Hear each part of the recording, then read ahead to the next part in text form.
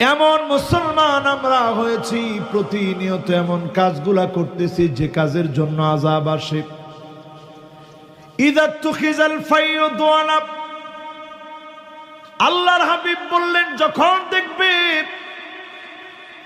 রাষ্ট্রীয় সম্পদ, জনগণের সম্পদ গনিমত যখন নিজের সম্পদ মনে করে খেয়ে ফেলা হবে, পরিষ্কারভাবে বুঝবেন আযাব আর গজব চলে আসার সময় চলে এসেছে। ঠিক না বেঠিক?